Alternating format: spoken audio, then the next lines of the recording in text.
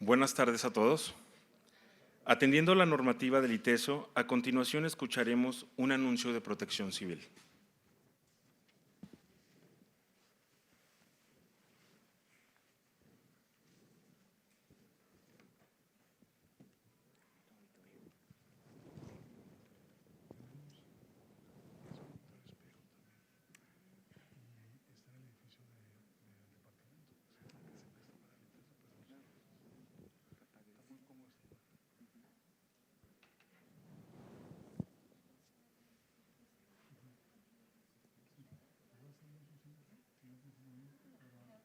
Bienvenidos todos y todas a este diálogo Perspectivas Avanzadas Rectos Electorales 2024, convocado por los programas del posgrado del Departamento de Estudios Sociopolíticos y Jurídicos del ITESO, a través del cual buscamos dialogar sobre los principales retos y desafíos que nos plantean como país las próximas elecciones del 2 de junio. Antes de iniciar la presente conferencia, me gustaría agradecer la presencia de nuestros invitados e invitadas especiales, de las y los directores estatutarios del ITESO aquí presentes. Especialmente, agradecemos a la doctora Catalina Morfín, directora general académica, a quien le cedo el micrófono para que dirija su mensaje de bienvenida.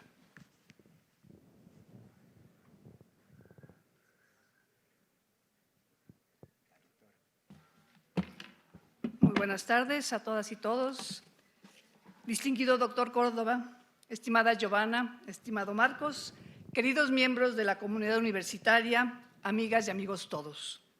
Les doy la más cordial bienvenida al doctor Lorenzo Córdoba, a quien le agradezco que haya aceptado la invitación del ITESO, que es su casa, y su generosa disposición para dilucidar, junto con esta comunidad, los retos electorales de este año.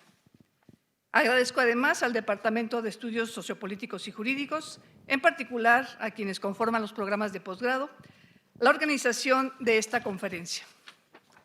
Como mi papel en este momento es ofrecerles la bienvenida a este evento, me limitaré a plantear 3 breves reflexiones sobre la aportación del ITESO en favor de la democracia, para lo cual me centraré en las funciones sustantivas de nuestra universidad. En primera instancia, me refiero a nuestra tarea formativa, que en el caso de la democracia nos exige educar a nuestras alumnas y nuestros alumnos para el reconocimiento de los demás como interlocutores válidos, con derecho a expresar sus intereses y defenderlos con argumentos. Además, estamos obligados a poner las condiciones para que los estudiantes aprendan a asumir que ningún actor social, ni siquiera ellos o ellas, tienen la verdad absoluta, la verdad clara, de suerte que el interlocutor con quien discutan, con quien dialoguen, sea un sujeto con el cual conversar, con el cual discutir, y no alguien a quien deban convencer y mucho menos vencer. Nuestros programas educativos, además, deben facilitar la adquisición de las habilidades necesarias para que cuando nuestros estudiantes o egresados tomen decisiones, lo hagan atendiendo a los intereses universalizables, es decir, lleguen a decisiones que se acerquen lo más posible a aquello que todos podrían querer, por decirlo con la fórmula del contrato social. En segundo término, en nuestras tareas de investigación responderemos al reto de conformar la democracia si aceptamos, con todas sus consecuencias, que nuestra tarea es proponer construcciones provisionales y que en ese sentido nuestro acercamiento al conocimiento de la evolución, el estado actual y el futuro de la democracia no tratará de imponer verdades morales, ni siquiera criterios de verdad que puedan absolutizarse. No está de más recordar que aún en el terreno de la investigación sobre la democracia debemos sostener el principio enunciado por Bachelard, en el sentido de que no hay verdad primera, solo errores primeros. Por último, en los trabajos de vinculación, nuestra responsabilidad en relación con los retos de la democracia la podemos encontrar en la formulación de las orientaciones fundamentales del ITESO, que nos dicen que nuestra obligación de colaborar universitariamente al cambio de organización social, no podemos cumplirla limitándonos a enseñar doctrina o a analizar realidades sociales. Debemos, además, cooperar a que todos, estudiantes, profesores, autoridades, conozcamos experimentalmente la injusticia que padece la mayoría de nuestros compatriotas, que percibamos su carácter estructural y que intentemos hallar lo más científicamente posible caminos de solución. Estas responsabilidades configuran nuestro trabajo frente a la democracia y, así lo creo, frente a los retos electorales de este año, que seguramente serán ampliados e iluminados por el doctor Córdoba y por la doctora Ríos, con la moderación del doctor Marcos del Rosario. Muchas gracias a ellos y a todas y todos por su participación en esta conferencia titulada Perspectivas Avanzadas, que nos ofrece el Departamento de Estudios Sociopolíticos y Jurídicos. Muchas gracias.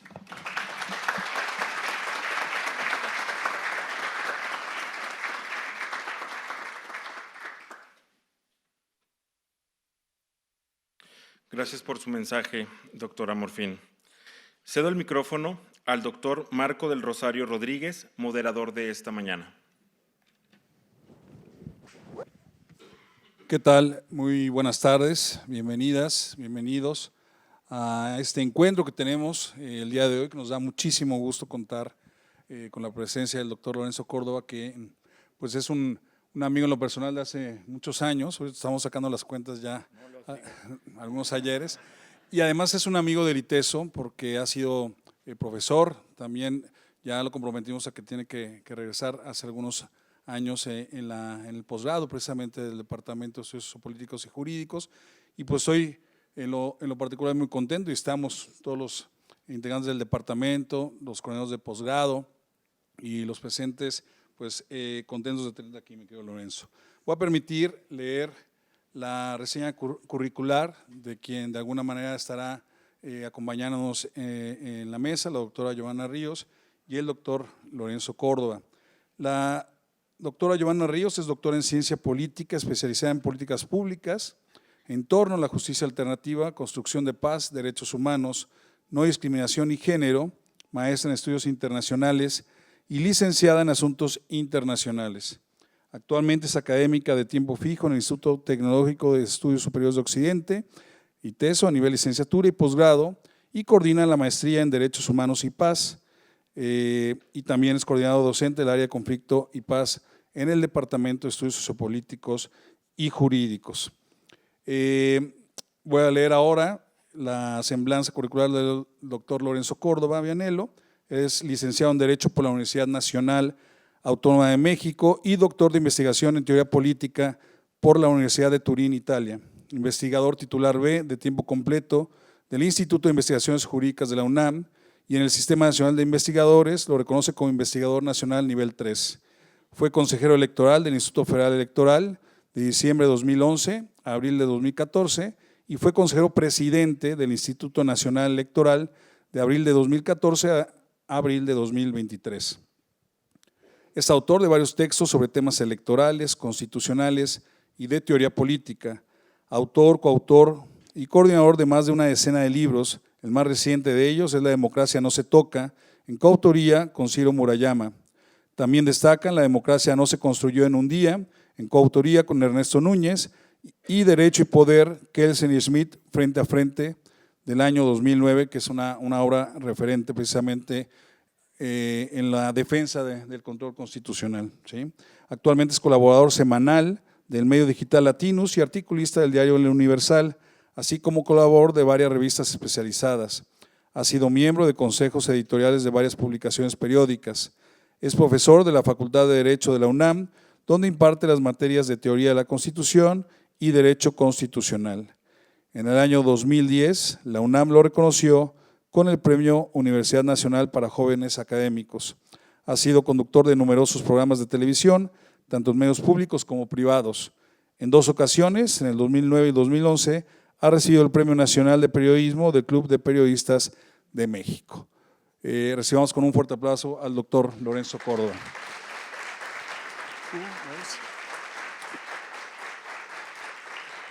Y para dar inicio a este conversatorio, se le uso la voz a la doctora Giovanna Ríos para comenzar con el diálogo. Gracias. Muchas gracias, Marcos. Doctor Lorenzo, muchas gracias, doctor Córdoba, por estar aquí. Y muchas gracias a todos, todas, todes que están, pues para hablar de estas perspectivas avanzadas, ¿no? Los retos electorales del 2024, que no es poco, porque estamos en un proceso electoral sin precedentes.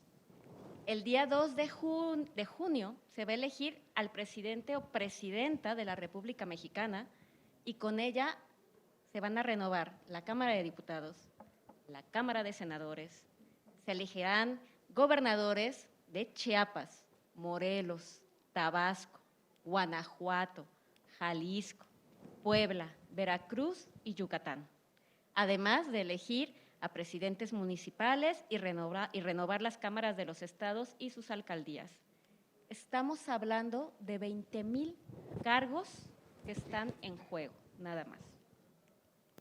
Es un proceso que definitivamente va a impactar a todos los ciudadanos. Y si bien falta poco menos de 3 meses para realizar nuestro voto, desde el año pasado, para ser exacta, iniciamos con las famosas precampañas, ¿verdad?, que duraron del 20 de noviembre al 18 de enero. Sí, claro, más. Pero desde antes, exactamente, ya estaba el nombre de las y los candidatos, candidatas y su apuesta política ante nosotros. Además, hemos vivido la intercampaña, del 19 de enero al 29 de febrero, la cual da muestra de la gran cantidad presupuestal que ha sido destinada a ella. Miren, en el 2018 fue de 67 millones de pesos. En este año subió a 86 millones.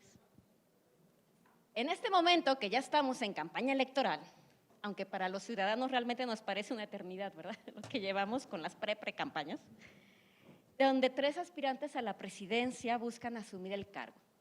Tenemos a la conocida Xóchitl Gálvez con la coalición Fuerza y Corazón por México, a la también conocida Claudia Sheinbaum de la coalición Sigamos Haciendo Historia y a Álvarez Maínez de Movimiento Ciudadano, que además lo tuvimos el día de ayer aquí en esta casa de estudios, que supla a Samuel García después de un proceso muy polémico en Nuevo León.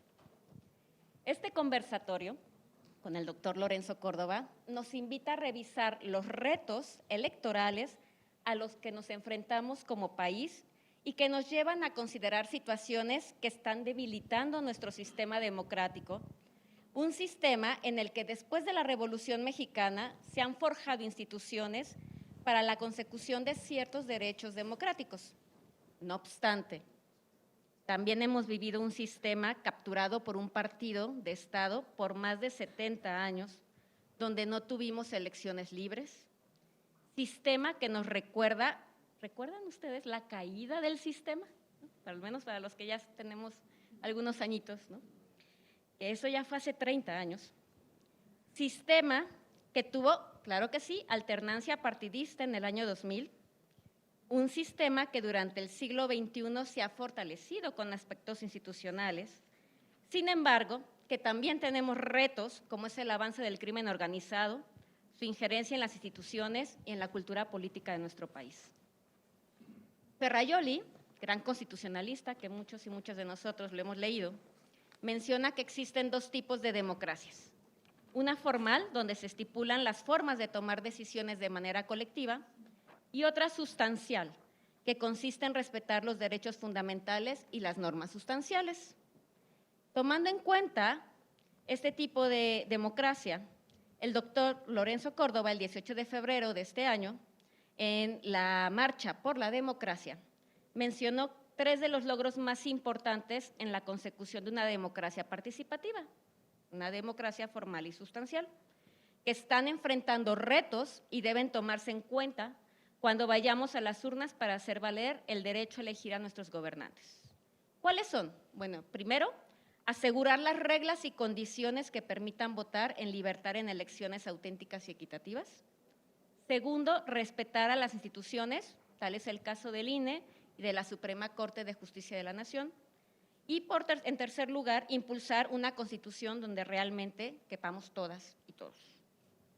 Con el afán de escuchar distintas voces que nos invitan a la reflexión de nuestro sistema político, los posgrados del Departamento de Estudios Sociopolíticos y Jurídicos reconocemos lo importante que es generar diálogo abierto y participativo, como lo menciona el doctor Alberto Vallardo, coordinador de la especialidad en Integridad Pública y Estrategias Anticorrupción, donde en su último artículo para la revista de Análisis Plural menciona: este proceso electoral puede ser un espacio para escucharnos, tratar de comprender mutuamente los intereses y las necesidades que requerimos atender y construir acuerdos con respecto a la manera en que debemos ir resolviendo nuestros problemas graves. Esa sería la ruta de la gobernanza. Doctor Lorenzo Córdoba, de verdad, muchísimas gracias por estar aquí en el ITESO. Y de verdad a todos, todas, todes con su presencia hacen realmente que nuestros programas de los posgrados políticos y jurídicos sean un espacio de diálogo, a la reflexión plural, la construcción de espacios pacíficos y menos polarizados en lo que respecta a la política de nuestro país. Muchas gracias y bienvenido.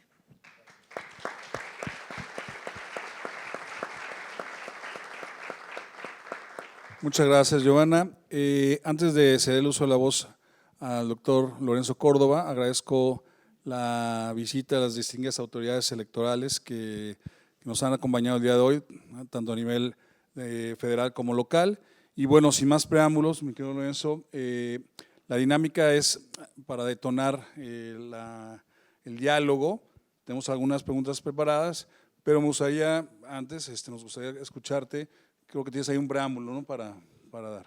Gracias. Sí, gracias, Marco. La verdad es un verdadero privilegio volver al ITESO después de no digo hace cuántos años, porque ya la doctora ya me hizo la lista de inasistencias, pero estoy en el mejor ánimo de recuperar el tiempo perdido. Le digo, doctora, si he estado ocupado en estos años, créame que no, yo luego le cuento lo que en dónde he andado metido. Pero bueno, nada, no, muchas gracias. Para mí es un verdadero privilegio. Esta es una universidad a la que quiero mucho. Insisto, por los tiempos pasados acá y estar aquí hoy en este contexto para mí es auténticamente un privilegio. Saludo, dicho lo anterior, gracias Giovanna, Marco, por acompañarme en esta mesa y poder propiciar este diálogo, y gracias a las autoridades académicas del ITESO por la generosa invitación. Gracias a las autoridades electorales, me preocupa, estamos a 90 días de la jornada, menos de 90 días, y verlos acá todos habla de dos cosas, o de que son muy irresponsables, y no lo son porque los conozco a todas y todos, o el proceso marcha bien y se pueden dar estos espacios libres para poder estar aquí, cosa que de verdad llena de tranquilidad a quienes reconocemos su trabajo, pero sabemos de sus enormes responsabilidades. Yo quisiera hacer un preámbulo, porque este contexto en el que, y esto va a ser variaciones sobre un mismo tema, lo que ya mencionaba Catalina, pero me parece que es importante subrayarlo, y que es el marco, reflexiones más bien sobre el contexto en el cual justamente está transcurriendo esta enorme cita electoral y que tiene una gran complejidad. Parte de las complejidades que tienen estas elecciones, más allá, insisto, de sus dimensiones, estamos frente a la elección más grande de la historia, y cuando se dice esto, alguien me dice, oiga, pero ya lo había dicho usted en 2021 y antes en 2018, antes en 2015, miren, mientras siga creciendo mientras sigamos teniendo una pirámide poblacional como la tenemos, seguirá creciendo el padrón electoral y eso detona todos los números al alza. Pero también la concurrencia de la que ya se hablaba justamente entre elecciones federales y locales.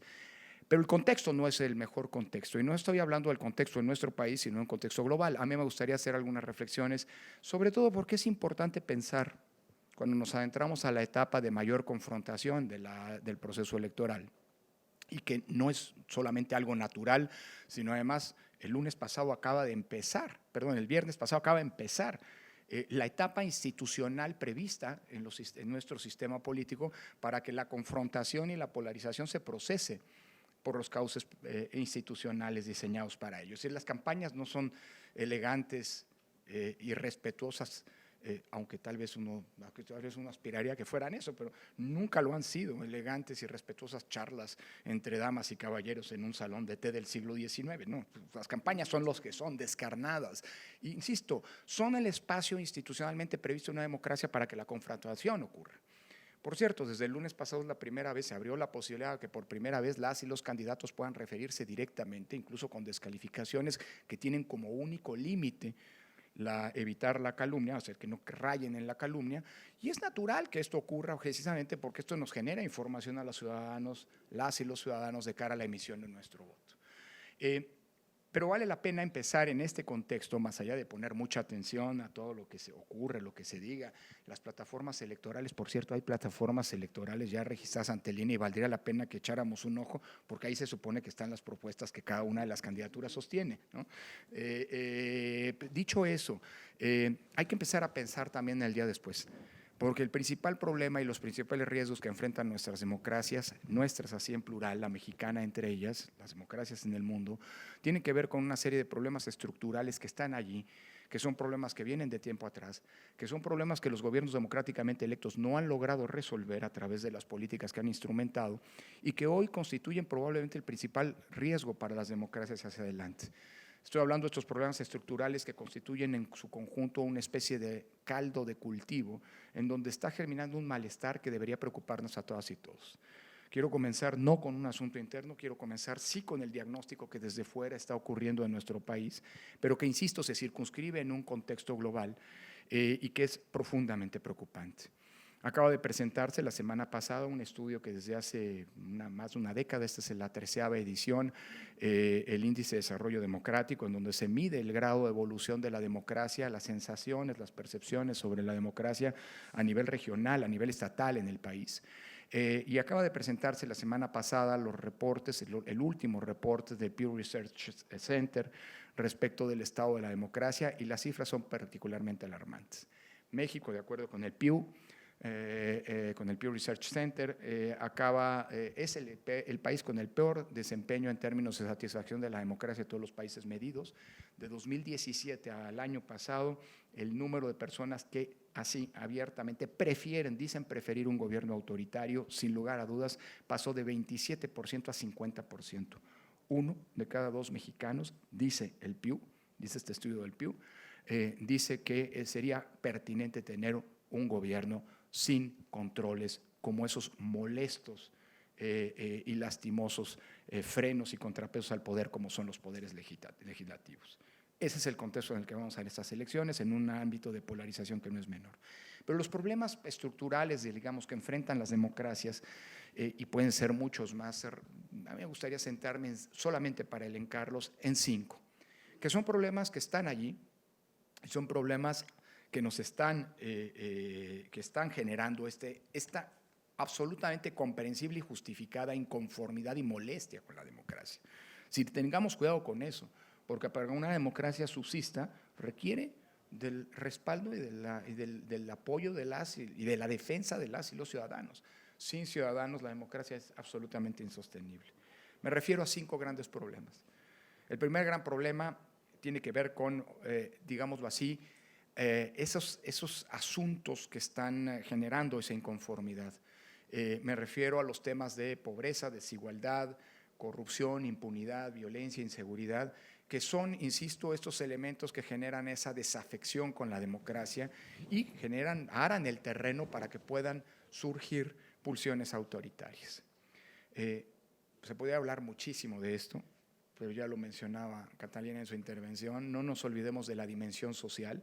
Se acaban de cumplir un poco más, llevamos un poco más de 100 años del término de la Revolución Mexicana y todavía a más de un siglo la promesa de justicia social que inspiró ese movimiento a principios del siglo pasado sigue constituyendo probablemente o siendo la principal promesa incumplida en nuestros días.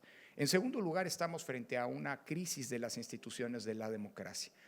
Paradójicamente, las 2 instituciones más importantes de una democracia, los partidos políticos y los parlamentos, gozan de muy mal estado de salud, es decir, de muy poco aprecio ciudadano, lo cual inevitablemente genera que en automático, digámoslo así, se potencien 2 fenómenos antidemocráticos por definición.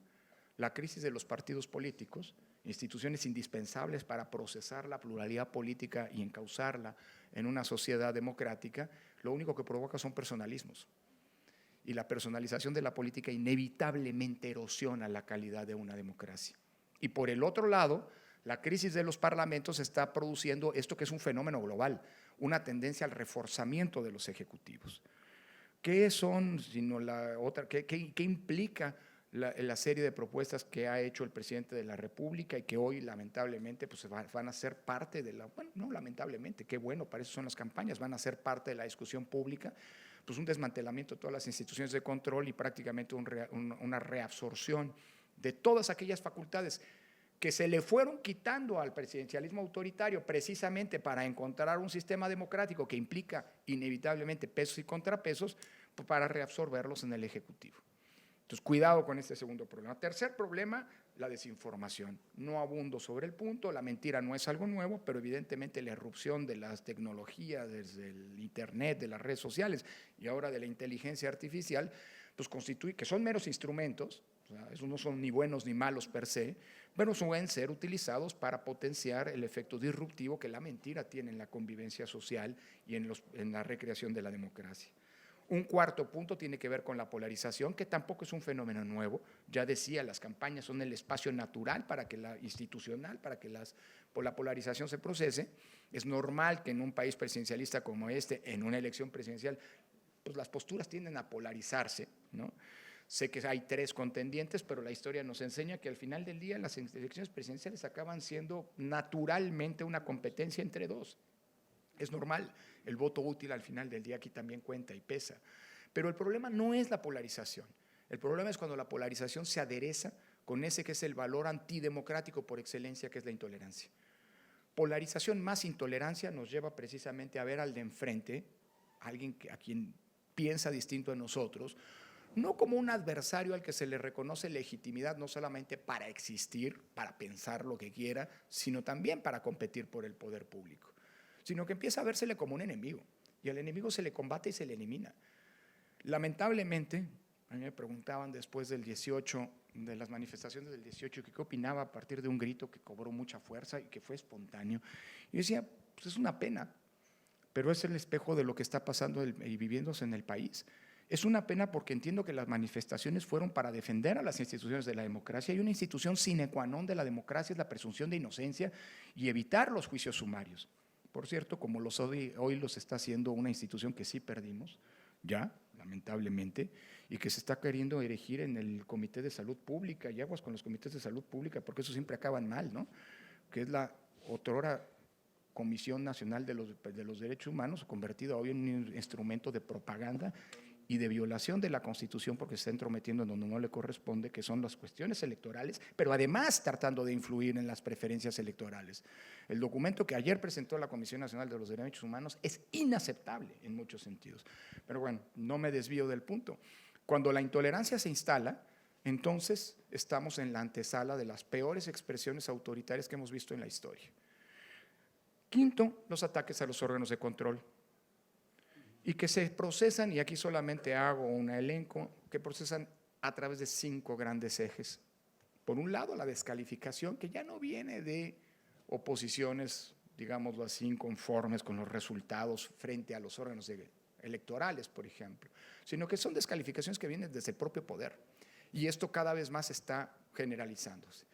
Descalificaciones al trabajo de la Corte, al trabajo de los autónomos, al trabajo de los órganos electorales, a todos los órganos de control del poder mismo. En segundo lugar, el hostigamiento en contra de los titulares de esos órganos. Miren, no es una buena anticipación de lo que viene, que se normalicen y regularicen, y miren que soy un defensor acérrimo de la libertad de expresión como principio democrático, pero que se normalicen escenas que incitan al odio y la violencia, como ataúdes con caras de ministros o nombres de funcionarios públicos. El uso de los juicios políticos como una herramienta de amedrentamiento, las denuncias penales, las amenazas incluso que algunos hemos recibido de que nos visiten turbas violentas en nuestros domicilios porque no les gustan las resoluciones que toman los órganos de control. En fin, en tercer lugar, los recortes presupuestales que pueden poner incluso en crisis a los órganos y en una situación de incapacidad para poder cumplir con sus funciones constitucionales. En cuarto lugar, las reformas legales utilizadas como un instrumento de amenaza y de amedrentamiento. O se portan bien o los vamos a reformar, o se portan bien o vamos a elegir a los jueces y magistrados, o se portan bien y vamos a elegir a los consejeros electorales. Es decir, la reforma utilizada como un mecanismo de presión y de coacción frente a los órganos de control. Y finalmente, el último punto tiene que ver con su captura. Y la captura hoy en México al menos la hemos ensayado en 2 vías. Una, lo que ha pasado con la Comisión Nacional de los Derechos Humanos, no gasto más. La brevedad con la que quiero poner el punto en la mesa es inversamente proporcional a la gravedad del asunto, digamos, que ello significa. Insisto, vean el informe que presentó el día de ayer, es un panfleto político. Y no solamente eso, olvídense de que se mete conmigo y miren, estas que le lleguen, como se dice coloquialmente, digamos, perdón que lo diga así a estas alturas, ¿no? No es la primera vez. Ya la Comisión Nacional de los Derechos Humanos emitió una recomendación en materia electoral, cosa que tiene prohibida hace 2 años, en 2022, cuando, por cierto, concluyó que además tenía que prosperar, hizo un llamado a que los legisladores aprobaran el proyecto de reforma constitucional en materia electoral que presentó el presidente de la República. Vuelvo a insistir, son temas en los que tiene vedado la Comisión constitucionalmente, pero además en esa recomendación plantea la responsabilidad del IFE, del INE, por hechos graves de violación al voto público cometidos entre 1948 y 1953. Ahora sí que yo ni había nacido, pues, pero bueno, eso es un buen ejemplo. Y el otro ejemplo es es lo que está pasando con los tribunales electorales, es lo que está pasando con el INAI, es lo que está pasando con muchos otros órganos en donde no se nombran a los titulares tratando de volverlos órganos inermes, órganos, digámoslo así, que no puedan funcionar, etc. En fin, este es el contexto en el que estamos y lamentablemente este es un contexto que va a prevalecer el día después. Y más vale la pena hacernos cargo de ello, porque son problemas tan delicados que no se van a poder resolver unilateralmente. Son problemas que son estructurales de la sociedad, la pobreza y demás, requieren un nuevo pacto social, una nueva redefinición. Para mí es incomprensible que un gobierno de izquierda no haya planteado la necesidad de una reforma fiscal profunda y redistributiva, pero bueno, pues a lo mejor no estamos frente a un gobierno de izquierda, sino ante un buen alumno, un buen discípulo de la Thatcher y de Reagan, pero bueno, no, el comportamiento del Estado en la pandemia es digno de un gobierno profundamente neoliberal, de unas reglas profundamente neoliberales. Pues que se arreglen, que el mercado resuelva, el Estado no se mete. Pero más allá de eso, no se trata de hacer una arenga en contra de nadie, simple y sencillamente decir que los problemas están ahí, forman parte del medio ambiente, del ecosistema en donde estamos recreando la democracia y llevando a cabo la elección más compleja de nuestra historia, y esos problemas van a estar allí el 3 de junio. Y créanme, son problemas tan graves que vamos a necesitarnos todas y todos para resolverlos. Las mayorías que resulten de las elecciones van a necesitar de las minorías, porque esto no se va a resolver unilateralmente por la dimensión de los problemas y el reto que estos significan para nuestra democracia. Perdóneme si me he extendido, pero a mí me hubiera gustado, quería y le pedí a Marcos que me diera chance de poner un marco de contexto en el cual se van a desarrollar estas elecciones, porque vuelvo a insistir, estas elecciones se dan en este ecosistema y es un ecosistema profundamente problemático. Así que olvídense de lo que pase el 2 de junio, será siempre muy importante porque ahí nos decidimos hacia dónde nos encaminamos, pero la verdadera tarea de salvar a la democracia va a venir después y va a pasar precisamente por como sociedad, y por eso decía variaciones de un mismo tema, Catalina, como sociedad enfrentar estos problemas que si no resolvemos van a seguir siendo el principal de los riesgos para la viabilidad de nuestra democracia. Muchas gracias.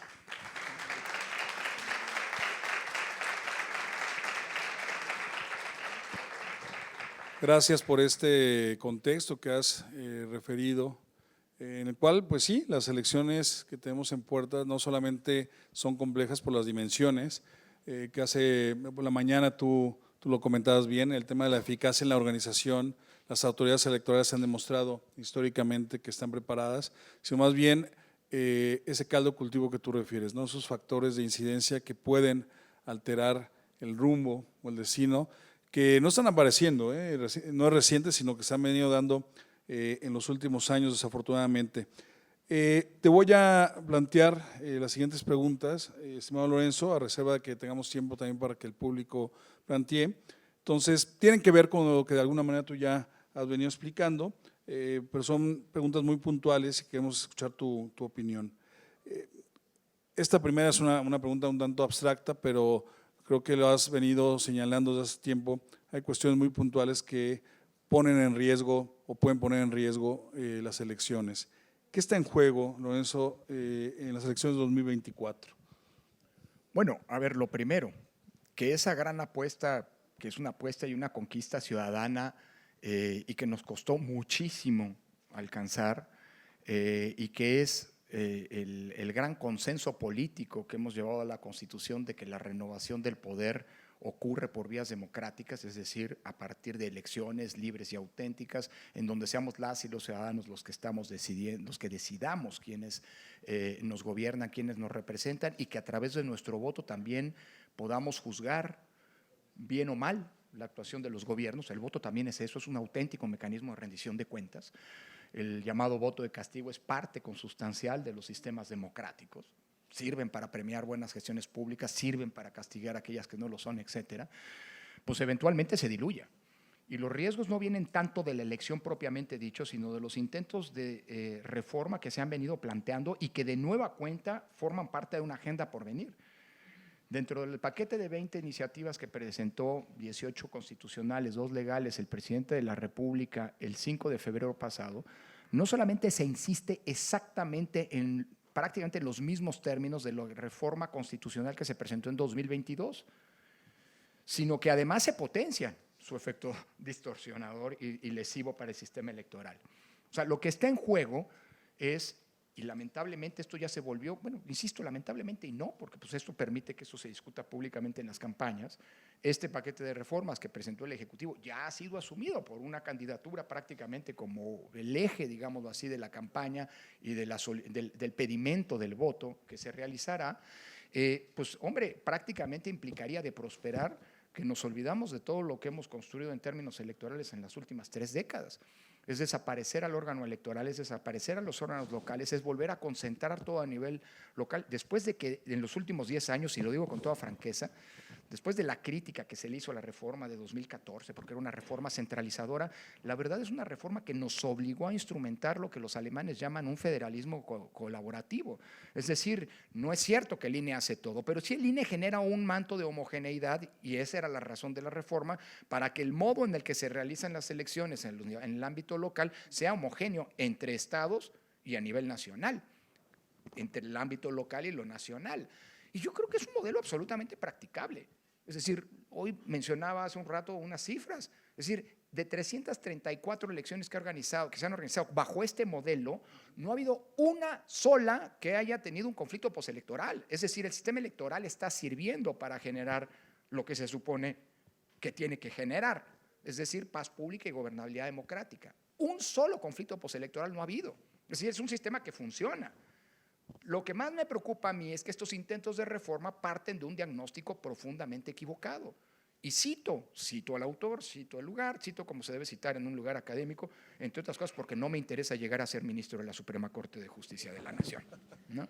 Dicho lo anterior, el presidente López Obrador, en el aniversario de la Constitución, el 5 de febrero en Querétaro, en el año 2022, cuando anunció su paquete de reformas, entre ellas las electorales, dijo que lo presentaba para evitar que siguieran haciendo fraudes como hasta ahora, fraudes electorales como hasta ahora, y para que los muertos ya no votaran.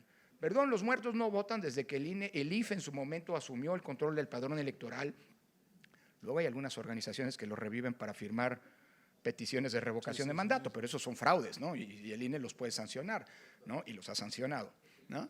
Y en México el único fraude en materia electoral que ha habido en las últimas décadas ha sido el fraude del discurso del fraude.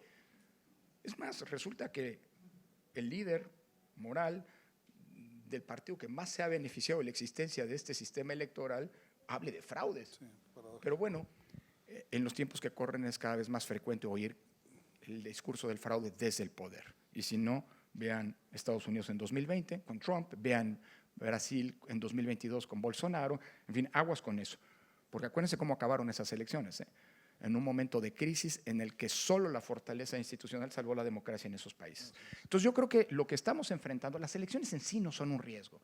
Las elecciones siempre traen mucha atención y tendremos como sociedad tener la madurez suficiente para el día después darle vuelta a la página. Porque quien gane en una democracia nunca gana todo, a pesar de que quisiera, y quien pierda nunca pierde todo. Y creo que la gravedad de los problemas nos va a implicar, como decía, que todos nos vamos a necesitar.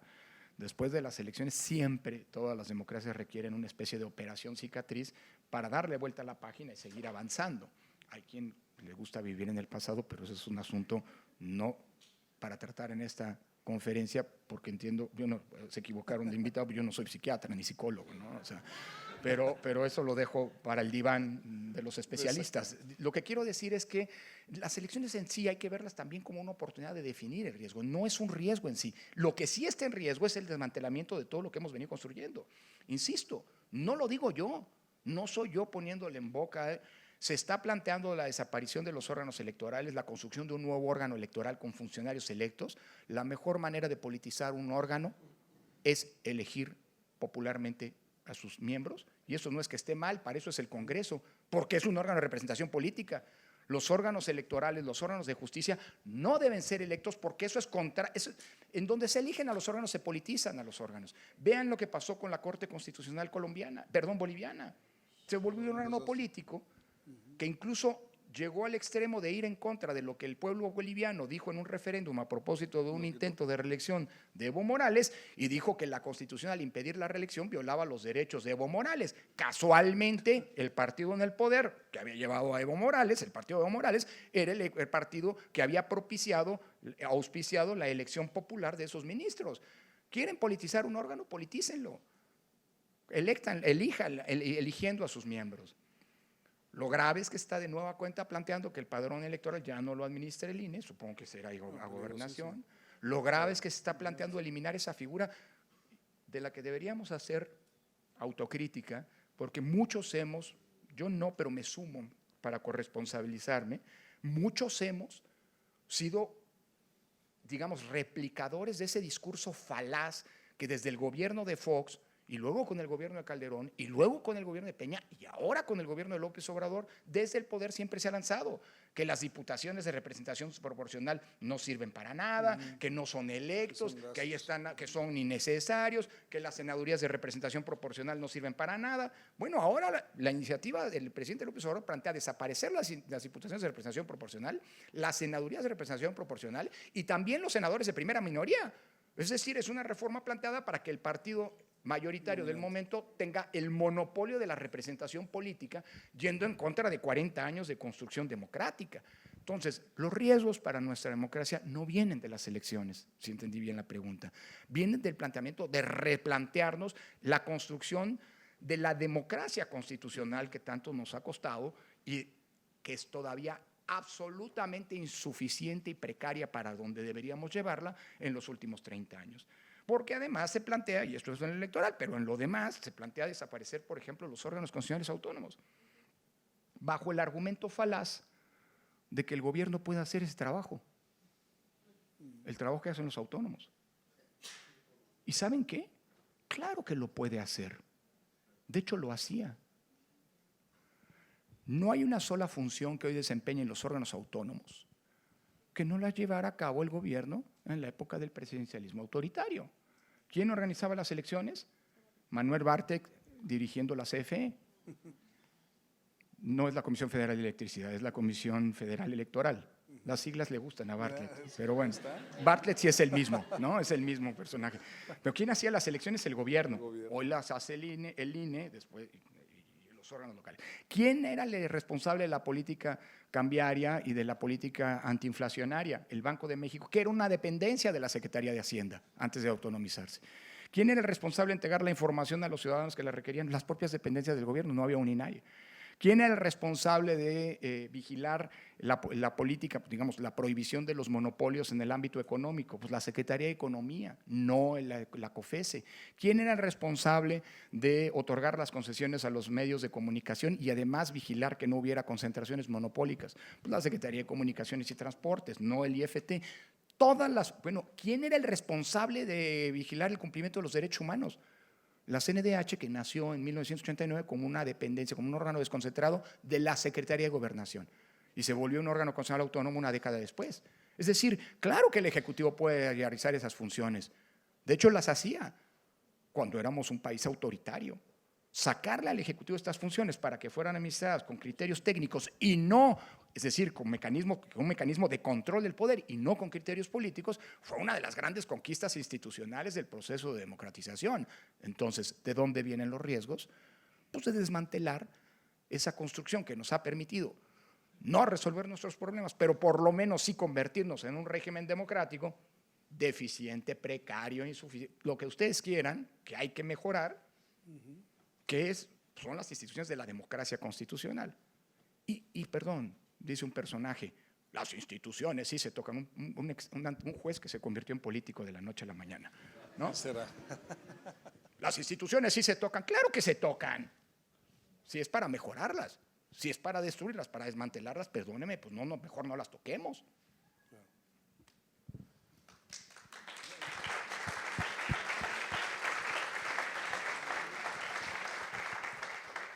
Gracias, Lorenzo. Sí, efectivamente, este paquete de iniciativas de reforma que presentó el Ejecutivo, pues tienen de alguna manera una narrativa electoral, ¿no? Que está ya inserta dentro de los contenidos de campaña y era parte de algunas de las preguntas que te iba a plantear, que las has contestado en buena medida. ¿Por qué? Porque efectivamente los órganos considerados autónomos son contrapesos efectivos y no tienen que ver con las funciones. Decía la iniciativa de reforma que están duplicadas, ¿no? Que se están duplicando, incluso hasta propone la desaparición de organismos centralizados y desconcentrados, es decir, una concentración al más posible de la administración pública federal centralizada de la vieja usanza, ¿no? Que era lo que pedían las políticas neoliberales, ¿no?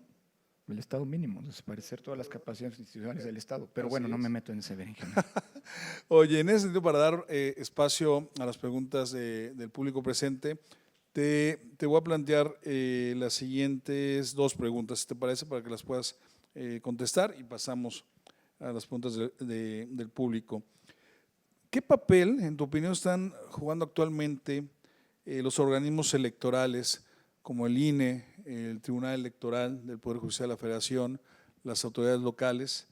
Y en ese sentido, en los últimos años, yo te diría, pues, a ver, para ser más específico en este sexenio, ¿ha habido más retrocesos que avances en la vida democrática de nuestro país?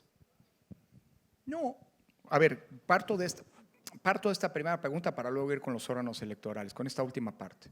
Yo creo que no. Yo creo que la verdad, y lo digo a ver, la democracia está en riesgo en México y en el mundo. Pero la verdad, México ha propiciado un fenómeno que es objeto de sorpresa a nivel global. Después de la primera marcha del 13 de noviembre de 2022, hubo una reunión en Estocolmo auspiciada por Idea Internacional, que es una de las dos grandes fundaciones, de los dos grandes organismos de promoción de la democracia y asistencia electoral a nivel global. Uno es ese, otro es AIFES, la Fundación Internacional para los Sistemas Electorales, que está en Estados Unidos. Y en esa reunión, en donde estaban analizando los riesgos, estaban enfrentando, es decir, el acoso que estaban enfrentando los órganos electorales, que ocurrió, insisto, unos días después de la marcha. A mí me acusaron que me iba a ir de vacaciones con el dinero del pueblo mexicano y que por eso no iba a estar en México con la marcha. No, sí estuve en México con la marcha, después fui a esta reunión, ¿no? Y por cierto, no la pagó el INE, pero bueno, no la pagó. Pero bueno, esa es otra historia. Mi punto es, algo que llamaba mucho la atención era lo que había pasado unos días antes. Es decir, el derecho a la protesta es parte consustancial de los sistemas democráticos. Pero, hombre, lo normal es que la gente proteste en la calle contra alguna política pública, qué sé yo. Ahí están las manifestaciones en Francia en contra de la propuesta de Macron de aumentar 2 años la edad de jubilación. O que se proteste por alguna circunstancia que agravia a la sociedad, no sé, la inseguridad o la violencia en contra de las mujeres, por ejemplo. Pero que la gente salga a la calle a defender una institución, en un contexto de crisis de las instituciones en general, unas más, unas menos, pero es un contexto, es un fenómeno global, una institución pública, pues es algo raro, ¿no? Y la verdad sí, y de hecho debo decir, y aquí lo confieso, total, no solo estamos en confianza, ya no soy funcionario electoral, entonces no es que soy académico y tengo una responsabilidad, pero digamos que está menos intensa, ¿no? Y además estoy ahora sí en una universidad bajo la protección de la libertad, de la libertad de cátedra, ¿no? Pero bueno, no, no quiero ser irresponsable, no, pero a ver, había partidos de oposición que ya estaban negociando la reforma constitucional del presidente López Obrador. A mí llegó a verme siendo presidente del INE el coordinador de una de las bancadas parlamentarias de partidos de oposición en la Cámara de Diputados, donde se había presentado esa iniciativa, para decirme, oiga, díganos qué les gustaría a ustedes desde el INE que pudiéramos incorporar en la reforma. Pues a ver, es una reforma que desaparece el INE. Es una reforma que le quita el padrón electoral al INE. Es una reforma en donde se van a elegir a los consejeros del INE. Y usted me pregunta qué quiero que incorporar. Pues no, nada, mejor que no haya, ¿no? Digo yo. Bueno, y lo que me planteaba es que no, es que es inevitable que haya reforma. Entonces, más bien hay que ver qué logramos para rescatar, ¿no? Algo. Y dice, estos ya se dieron la plaza. Bueno, las manifestaciones del 13 de noviembre sirvieron para obligar a los partidos de oposición, desde la sociedad, a amarrarse al mástil y no votar una reforma, que era una reforma que no tenía ni pies ni cabezas y que era la primera reforma de todas las que hemos tenido, que era francamente regresiva, es decir, desmantelaba lo que la serie de reformas electorales que se han venido produciendo en los últimos 40 años han venido construyendo. Así que la pregunta, ¿y cómo está la democracia? Pues no está mal. Oye, que haya salido masivamente la ciudadanía a defender el sistema democrático, algo tan etéreo como la democracia, pues habla de una democracia que está viviendo un momento, a ver, los riesgos están allí, pero es una democracia en donde está ocurriendo, creo que lo que debe ocurrir para que una democracia no muera. A mí me gusta mucho citar y de nueva cuenta, como no, por un lado quiero citar bien para que Guillermo Sheridan no me vaya a agarrar, digamos, ¿no? Porque Guillermo se ha convertido en el ámbito académico como el gran cazador de los plagiarios, ¿no? Pero además como no tengo ninguna ambición pública y ahora resulta que si quieres ser alguien en el ámbito público, plagiar es una buena cosa, pues ahí están invertidas las prioridades. No, vuelvo a citar. Hay un autor, un politólogo australiano, John Keane, que escribió hace una década, un poco más, un libro que se llama Vida y muerte de la democracia. Keane en este libro lo que hace es hacer una reconstrucción a lo largo de la historia de la humanidad de cómo han nacido y muerto democracias, ¿no? Desde la antigüedad clásica hasta nuestros días. Y aunque las razones de la muerte de una democracia son múltiples y variadas, dependen de coyunturas, circunstancias, digamos, ¿no? Distintas, siempre hay, dice King, dos factores que están siempre presentes, siempre, invariablemente, cuando una democracia muere. El primero es que siempre hay alguien o algunos que atacan la democracia, que la buscan desmantelar, que la erosionan, que actúan en su contra y eventualmente al final lo consiguen, ¿no? Son los que matan a la democracia. Y dice John Keane, a estos hay que llamarlos los culpables de la muerte de una democracia. Pero el otro elemento que siempre está presente es que paralelamente a los otros, siempre hay, cuando muere una democracia, algunos, los más, que por indiferencia, ¿no? por miedo de los otros, de los primeros, o simple y sencillamente porque minusvalúan el efecto destructor de los culpables, los dejan actuar, los dejan hacer. Y estos son los responsables de la muerte de una democracia. Para que una democracia muera, siempre hay necesidad de que haya siempre están presentes alguien que es un culpable y otros que son responsables porque lo dejaron hacer. Es un poco la misma idea que, perdón, y me voy al teatro, aquello que se le atribuye a Bertolt Brecht, pero que no es de Bertolt Brecht, sino de un pastor luterano, ¿no? Niemeyer, ¿no? Que decía, vinieron por los comunistas y yo no dije nada porque no era comunista, vinieron por los sindicalistas y yo no dije nada porque eran sindicalistas, no era sindicalista, vinieron por los judíos y yo no dije nada porque no era judío, vinieron por los académicos y al final vinieron por mí, nadie dijo nada porque ya no había nadie, ¿no? Es decir, aguas con eso, porque finalmente siempre hay una corresponsabilidad, es decir, defender la democracia significa que haya quienes la defienden. Que una democracia justicia significa que hay quienes la defienden. Y creo que en ese sentido, el contexto actual es un contexto que debería darnos, pues, hombre, esperanzas de que nuestra democracia está bajo riesgo, está bajo asedio, pero no está perdida, ni mucho menos. Y que esto además ocurre en un momento electoral, que es justamente el espacio en donde las y los ciudadanos podemos ejercer el derecho político más relevante que tenemos en democracia, no el único, pero el más relevante, que es nuestro voto, pues ayuda. Es decir, este es un momento en muchos sentidos, tampoco es un momento de quiebre, a mí no me gustan estos, es hacerle el juego a esa política de polarización. El 2 de junio nos jugamos dictadura o democracia. Ay, tampoco, ¿no? Pero sí nos jugamos mucho, o sea, en todo caso. Es decir, yo creo que las democracias, digamos, no se acaban, no se agotan de golpe, pero sí hay fenómenos que deberían preocuparnos. Pero yo creo que nuestra democracia todavía goza de cabal salud, pero parte de su preservación depende de asumir la responsabilidad que como generaciones tenemos. Y que hoy es una responsabilidad tan importante como las que nos antecedieron, que son justo esas generaciones de mexicanas y mexicanos que apostaron por construir una democracia en donde no la teníamos. Que a pesar de sus diferencias políticas e ideológicas, dato no menor, la democracia no se debe a ningún partido, a ninguna fuerza política, a ninguna ideología y mucho menos a ninguna persona. La democracia es el resultado de un gran consenso social. Es un contrato social de personas de muy distintas posturas que sí coincidieron en lo esencial, es decir, en que la renovación del poder público ocurriera a partir del voto ciudadano libremente emitido y que el poder emanado de las urnas no fuera un poder absoluto, porque aquí de nuevo la historia de la teoría política y de la teoría constitucional enseña algo. La democracia no es el poder de la mayoría. Ay, es que somos mayoría. Ay, es que están yendo en contra de la mayoría del pueblo. Perdón.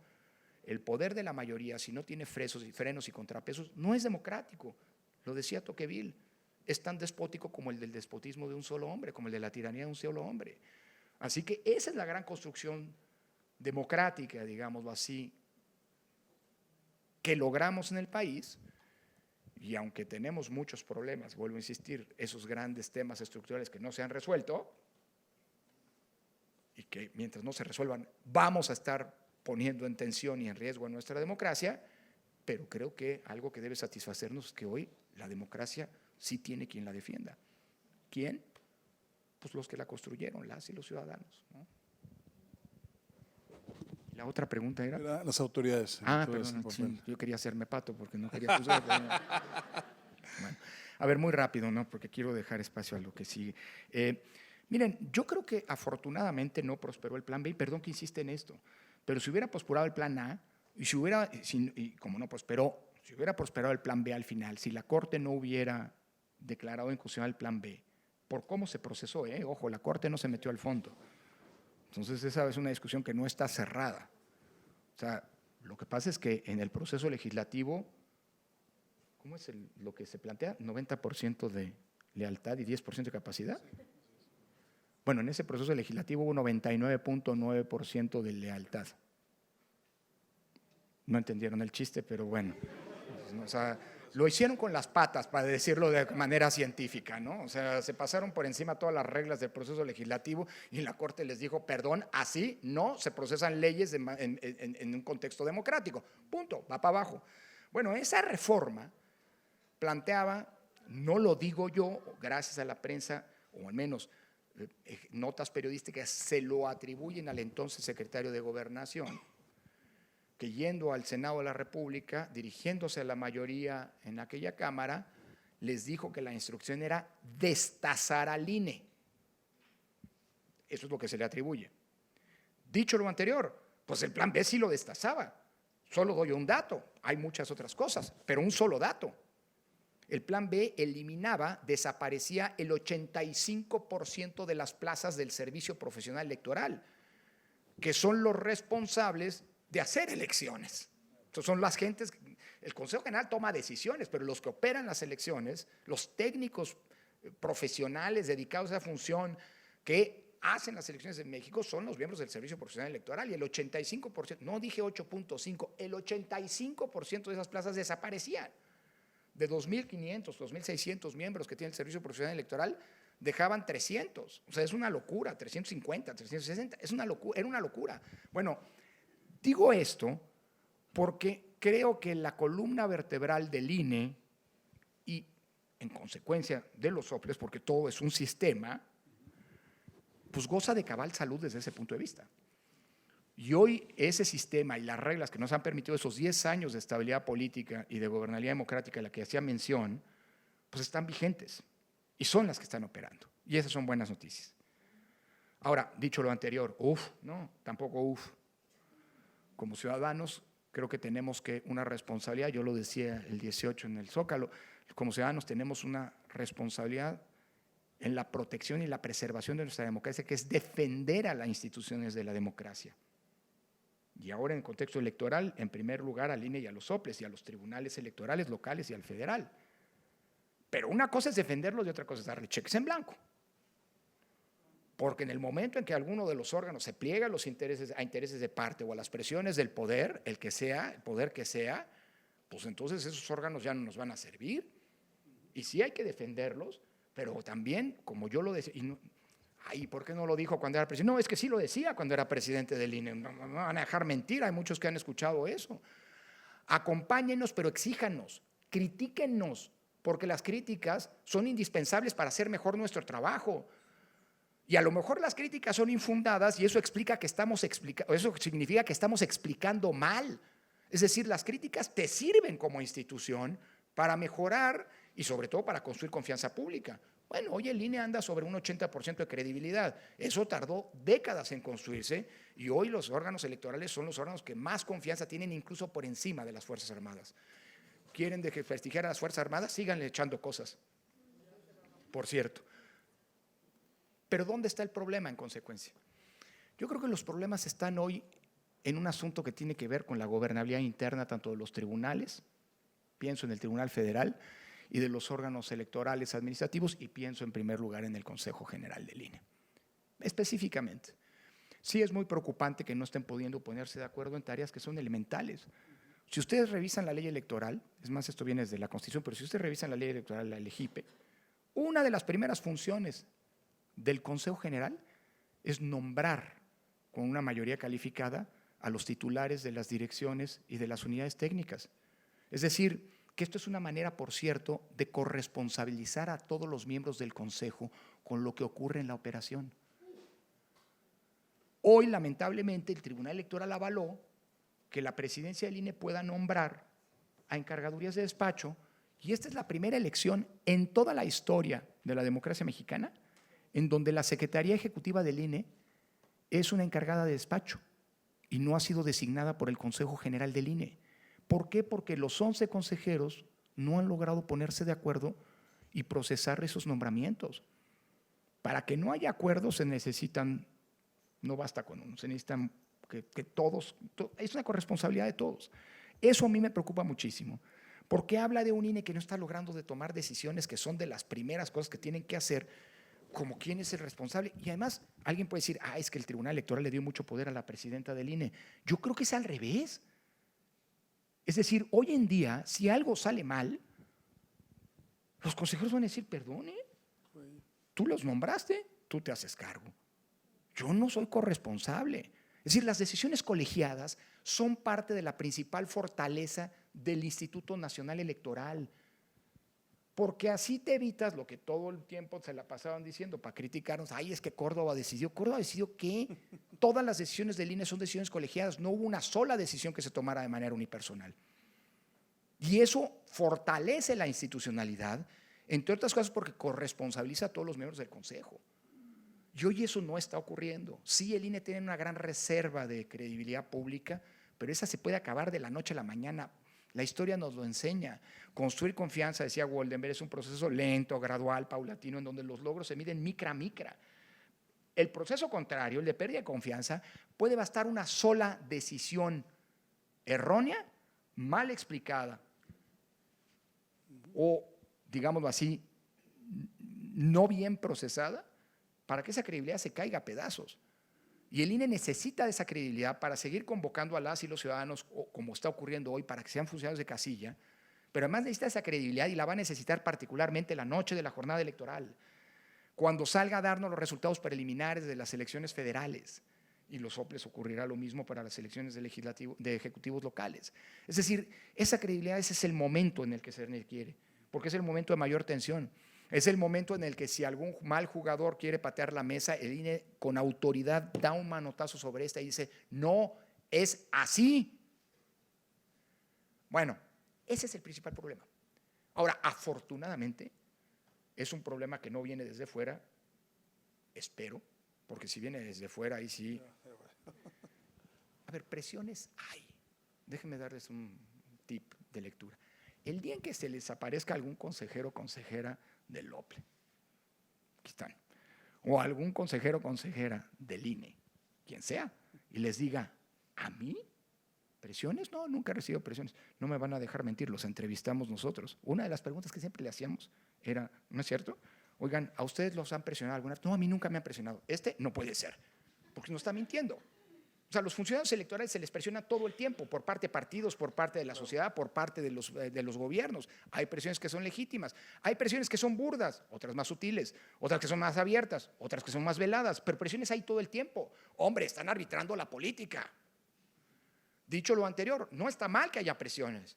No es el mundo ideal, es el mundo que es. Lo malo es que cedan a las presiones. Y por eso mismo, digamos, un órgano blindado, un órgano cohesionado, es un órgano que resiste mucho mejor las presiones. Termino y me estoy extendiendo, discúlpame.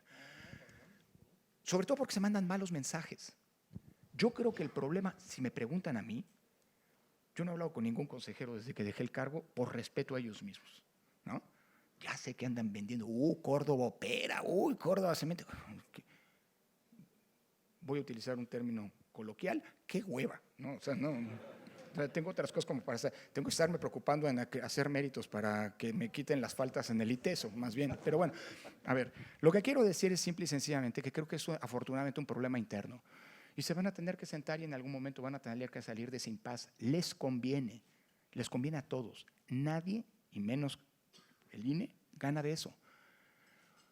Porque aunque la estructura es una estructura súper disciplinada, aunque los órganos electorales locales son órganos electorales que están bastante ya sentados, no me van a dejar mentir. El Consejo General es el órgano rector del Sistema Nacional de Elecciones. Y la cohesión en ese órgano, que vengan señales claras de ese órgano, es bueno para todos. Para un funcionario electoral que es súper disciplinado, que ve que arriba se están peleando, ojo, no es sencillo un órgano colegiado. En los soples se quejan, es que somos 7. Sí, a mí me tocó conducir un órgano de 11 y no saben. Me gusta citar siempre aquel refrán que se le atribuye a von Bismarck. No sé si se acuerdan. Cuando le decían, mira, cuando él decía, nunca preguntes cómo se hace una ley, del mismo modo en que si te gustan, nunca preguntas cómo se hacen las salchichas. Porque no te va a gustar. Vas a dejar de comer salchichas el resto de tu vida. Bueno, tampoco pregunten cómo se hacen los acuerdos en un consejo general. Se tienen que lograr. Y yo creo que la riqueza, la pluralidad de posturas es la riqueza de esos órganos. El problema es que hoy no lo están logrando, no están logrando procesarlos. Seguramente para que ello ocurra, me imagino, hay posturas inflexibles. No, es esto y yo no de aquí no me muevo. Pues así no se van a lograr consensos, camaradas. Y los que van a pagar el plato roto son todos ustedes. Eso no es bueno para la estructura, no son buenas señales hacia abajo. Peor, no son buenas señales hacia los partidos. Vean en lo que se están convirtiendo, además de que hay un proceso de lumpenización de la discusión en el Consejo General, las sesiones del Consejo. Yo estoy muy preocupado. Claro, tienes a profesionales de la lumpenización, como aquellos que no se les… a mí me tocaron, en el Consejo, los que no se querían poner cubrebocas, ¿no? Porque los amordazaban ¿no? Y les restringía su libertad. Pero bueno, ya regresó, ¿no? Y eso no es bueno, porque cuando el Consejo no está cohesionado, los partidos ven cualquier fractura y meten su cuña para tratar de sacar raja en favor de sus intereses, y no hay que reclamárselos, es parte de lo que para eso están. Y finalmente lo que me preocupa es que eso puede mandar malas señales hacia abajo, hacia la ciudadanía. Me he encontrado gente que me ha dicho, oiga, yo salí a defender al INE y miren lo que acabo. No, le dije, no espérese, el INE va a salir adelante y va a cumplir con su función. Pero evidentemente creo que alguien tiene que darse cuenta de que a nadie le conviene esta situación que está viéndose, que es muy evidente, de un mal procesamiento interno, de una falta de gobernabilidad interna, tanto en el INE como en el Tribunal Electoral. Vaya, la ley dice que las presidencias del tribunal duran 4 años, Marcos sabe a qué me refiero porque trabajó en el tribunal un buen tiempo.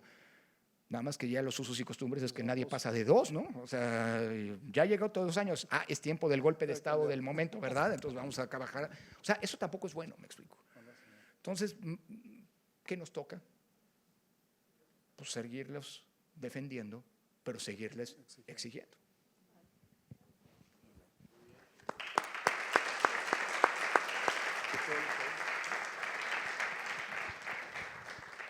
Muchas gracias, doctor Lorenzo Córdoba. Pues yo creo que también el tema de, si bien no es preguntarnos sobre las salchichas, como decías, pero sí el permitir Bueno, que… la transparencia implica que las salchichas, que se sepa cómo se hacen las Sí, sí, salchichas, sí, pero digamos, hay exactamente. ciertas cosas que no tienes que contar absolutamente todo, ¿no? Pero bueno, ahora vamos a pasar a las preguntas del público. Queremos agradecerles, llegaron muchísimas. Desafortunadamente tuvimos que seleccionar algunas preguntas que eran parecidas, entonces las juntamos, no van a estar todas, pedimos una disculpa, pero bueno, más o menos digamos que el core, ¿no? Lo que significa van a estar aquí. Vean. Entonces, si quieres, voy a empezar con 3, te voy a dar 3 para que podamos quizás así responder y luego otras 3. Las primeras 3 dicen: estimado Lorenzo, ¿cuál sería tu mensaje a los jóvenes universitarios ante un escenario complejo después del 2 de junio? Una de mis hijas estudia periodismo. ¿Cuál es tu visión del periodismo en México? Esa sería la primera. La segunda, ¿ves un riesgo para la democracia en la militarización de la vida pública actual? Y el tercero, son 2 en 1, dice: ¿qué hacemos ante la violencia que vive el país? ¿Cómo serán estas elecciones cuando vemos municipios que se quedan sin candidatos porque los asesinan? Hemos visto campañas y precampañas adelantadas, propaganda ilegal y organismos autónomos haciendo campaña. ¿Dónde está el INE hoy en día? Esa sería la primera, y si quieres te dejamos espacio para que las contestes y luego pasamos a las otras 3. ¿Cuántos días tenemos aquí? Bueno, no. A ver, no, trato de ser breve.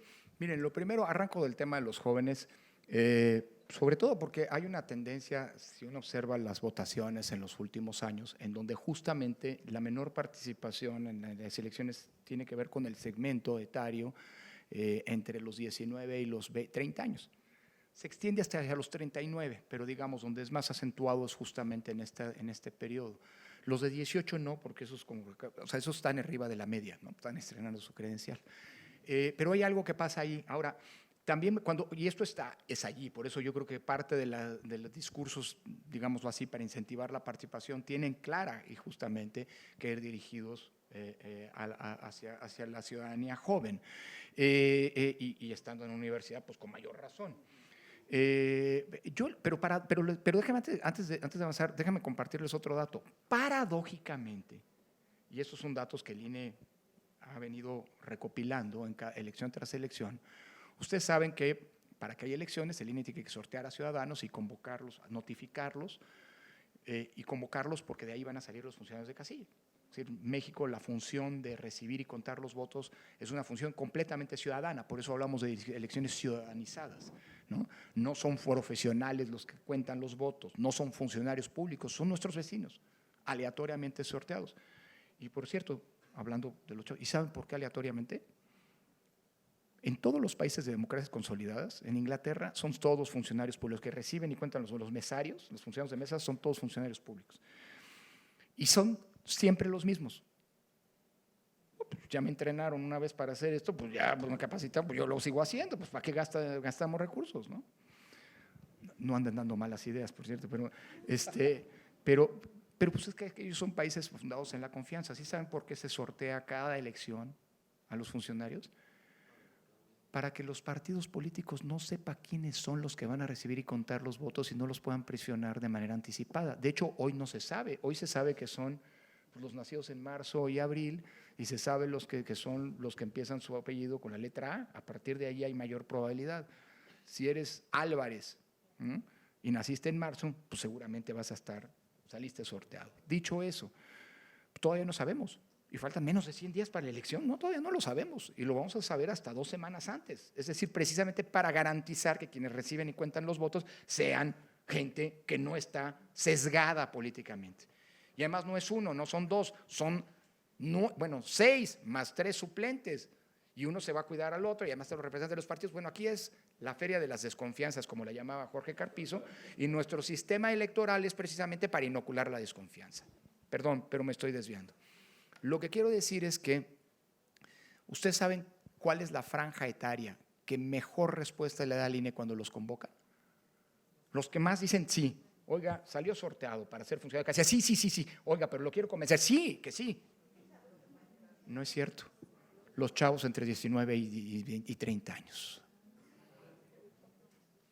Si uno observa las curvas de participación en esas franjas etarias, pues es la parte que menos participa, pero la parte que más acepta es exactamente la misma gráfica al revés. A ver, yo no soy experto de juventud ni pretendo serlo, pero la viví intensamente, pero y estoy muy contento. Ya lo de los jóvenes académicos, ya no me darían el premio aquel en la UNAM desde hace un buen rato. Lo que quiero decir simple y sencillamente es que mi impresión es que cuando los jóvenes los corresponsabilizas, oye, te toca hacer esto, los chavos son los que mejor responden. Y no es cierto que los chavos, sí, claro, la política es lo que es. Y yo ya tengo mis pinzas, porque tengo una hija que vota también ya, ¿no? Mis pinzas, esas de ropa, las grandes de madera, ¿no? Porque me temo que la voy a necesitar en la urna, ¿no? En la mampara, cuando voy a decidir mi voto, creo que voy a tener que hacer, pues tendré que votar. Bueno, pues no sé, los políticos son lo que son, la ahuyentan a la ciudadanía, pero ojo, este es un dato. Yo creo que eso funciona. Entonces, primera cosa, sí, ¿qué decirle a los jóvenes en un escenario tan complejo? Pues una cosa muy sencilla. Si no participan en estas elecciones, lo único que van a lograr hacer es que otros decidan por ustedes. Y teniendo una hija de 20 años que estudia en el sistema de universidades jesuitas, ¿no? Pues sí, creo que entiendo que justo lo que los chavos quieren es, oye, déjame decidir. Pues yo creo que esta es la mejor manera en la que van a tomar decisiones que les van a afectar directa o indirectamente a ustedes, y como una manera, insisto, de evocar esa responsabilidad a la que están llamados a jugar como ciudadanas y ciudadanos en una democracia. Segundo, lo del periodismo. Miren, pues qué les digo, ejercer periodismo en México es la profesión más riesgosa es el país para ejercer, más riesgoso para ejercer esta profesión, con niveles de periodistas asesinados de países en guerra. Pero también les digo que el periodismo es uno de los pilares, la prensa libre es uno de los pilares fundamentales de toda democracia. Esto se ha venido diciendo por los teóricos de la democracia desde John Locke en adelante, o sea, estamos hablando de 300 años. No hay democracia sin periodismo libre. Y periodismo libre, prensa libre, significa en primera instancia que puedan ejercer su profesión sin ser perseguidos por el poder. Por el poder público en primera instancia, pero también por los poderes criminales, por cualquier poder. Y lamentablemente en México estamos viviendo no solamente una situación de falta de garantías para ejercer el periodismo de manera libre, por la injerencia de poderes de muy diversa índole, sino lo más preocupante es por la estigmatización que está haciendo los periodistas desde el poder.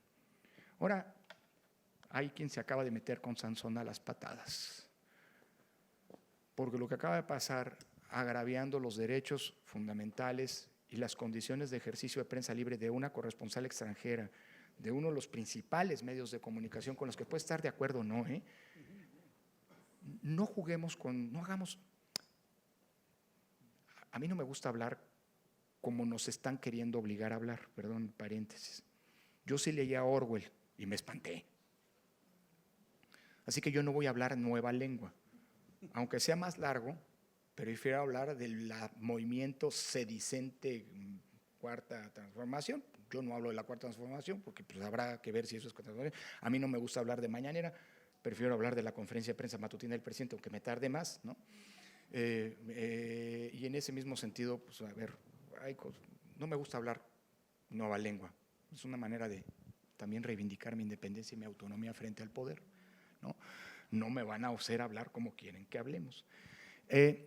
Pero yo creo que en este sentido parte de lo que ha venido ocurriendo es, bueno, y por eso mismo no hablo, creo que no caigamos en eso de Pasquín Inmundo, porque ganas de hablar de la prensa oficialista como Pasquín Inmundo a mí no me faltan, ¿eh? Y miren que algunos de estos que yo consideraría en eso fue fundado por mi padre, pero mejor no hablo y no sigo por allí porque no voy a caer en ese juego. Dicho lo anterior, sí hay muchísima preocupación en el lobby de los grandes medios, y ahí no es meterse con una periodista del New York Times, es meterse con una periodista de un país que ha hecho de la prensa libre, aunque luego tienen también unos ejemplos espantosos de lo que significa la corrupción en el periodismo, pues uno de los pilares pues de su construcción democrática. Y vuelvo a insistir, déjenme decirlo de esta manera, traté de plantearlo en el Zócalo, digamos, con una manera de asumir que las elecciones no son solo, mencionabas la dimensión sustancial de Ferraioli, de la democracia, no son solo elecciones libres y auténticas, es decir, no es solamente la dimensión formal de la democracia, aunque también hay que acordarnos que, como lo decía Ortega y Gasset, la democracia se basa en un mísero detalle técnico, el proceso electoral. Decía Ortega y Gasset, todo lo demás es secundario. No todo lo demás es secundario, también yo soy un ferraioliano, pero sin elecciones libres y auténticas no hay democracia. Puedes tener resuelto todos los otros problemas, pero sin elecciones libres no hay democracia. Ese es el punto de partida. Dicho eso, yo sí creo que la prensa libre es una de las condiciones fundamentales. Y hoy eso es uno de los problemas que está en grave riesgo. Es decir, no es ejercicio de la libertad de expresión desde el poder estar señalando a los periodistas, y no es ejercicio de derecho de réplica. El poder no tiene derecho a la libertad de expresión. El poder no tiene derecho a la réplica. Y en todo caso, lo que los tiene son las personas que utilizan los cargos públicos, pero no en el ejercicio del cargo. Digo, y aquí podríamos discutir mucho a partir de derechos y demás. Y lo que no se vale es que desde el poder se estigmatice, se ataque a la prensa libre. Yo decía, democracia también significan otras cosas. Democracia significa que podamos acudir ante un juez para defendernos frente a los abusos del poder. Democracia significa que podamos ir ante una instancia pública para pedir información, para saber cómo y qué se está decidiendo y tener garantías para que ello efectivamente ocurra. Democracia significa que un periodista pueda publicar un reportaje de corrupción sin que por ello se vea ni estigmatizado, ni perseguido, ni mucho menos acosado desde el poder. Entonces, todo eso significa democracia. Así que el periodismo hoy está viviendo momentos muy difíciles, como los que está viviendo la democracia en general. Militarización, sí. Bueno, miren, pues yo creo que tenemos aquí un tema no menor. Creo que desde hace, para que luego no digan que nos quedamos callados como momias. Afortunadamente yo he escrito durante mucho tiempo y mis escritos hablan por mí. Y en su momento fui crítico de una decisión que se tomó. Entiendo el contexto, entiendo la complejidad, pero nos jugamos la última carta creo que demasiado temprano. La última carta para el combate a la criminalidad es utilizar las Fuerzas Armadas. Y me da la impresión que sin ensayar otras vías de medio, durante el sexenio de Calderón nos jugamos nuestra última carta y después de eso no hay nada más. Y hoy lo estamos viendo. Si esa última carta no es eficaz, después no hay nada. ¿Se acabó? Y hoy estamos viviendo en el tema de la seguridad un proceso muy grave, que además es grave hasta para el propio ejército porque está provocando una erosión en la credibilidad pública, y la credibilidad en el ejército es algo indispensable. Además de que, bueno, pues a ver, ahora resulta que pues, el ejército es todólogo. A mí me preocupa no tanto, no es el poder que se le da al ejército. El ejército es un ejército muy institucional. Yo tengo plena confianza en las Fuerzas Armadas, será porque durante 9 años trabajé codo a codo con ellos en la organización de las elecciones y como ustedes saben, cada vez que hay elecciones, cerca de 3.500 militares pernoctan, viven durante meses en las instalaciones del INE. Y sé de su compromiso y de su institucionalidad. Pero a mí lo que me preocupa es el desgaste en el que se pone el ejército. Porque al rato, cuando se nos ponche la llanta del coche en una carretera, vamos a decir, puta, chinche ejército. Cuando se nos no lleguen las medicinas, vamos a decir que es culpa de ellos. ¿Sí me explico? O sea, lejos de fortalecer al ejército, con lo que está ocurriendo, se le está poniendo en una situación cada vez mayor de riesgo. Y eso no es algo positivo, porque el ejército es una institución y lo ha sido fundamental para la estabilidad política y la estabilidad democrática del país. Ay, ¿qué papel va a jugar el ejército si el presidente decide? ¿O qué pasa si el 3 de junio? El ejército va a jugar el papel que ha jugado siempre. Se nos olvida, la memoria es breve. Pero en el año 2000, frente a la posibilidad de que pudiera haber una alternancia que nadie esperaba, pero que muchos anhelaban, se decía, híjole, ¿y el ejército qué va a hacer? No hizo nada.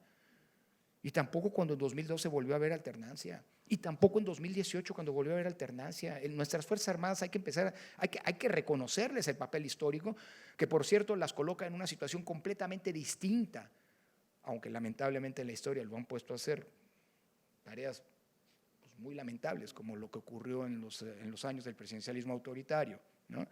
Hablo de la Guerra Sucia, hablo del 68, hablo de lo que ustedes quieran, pero no tiene nada que ver con los ejércitos latinoamericanos, que son ejércitos aristocráticos. Ahí sí las élites se recreaban. El nuestro es un ejército popular, en eso tiene absolutamente razón el presidente de la República, es un mecanismo de progresión y de ascenso social, en donde las élites militares, todas han pasado, es un ejército absolutamente meritocrático, no es un ejército aristocrático.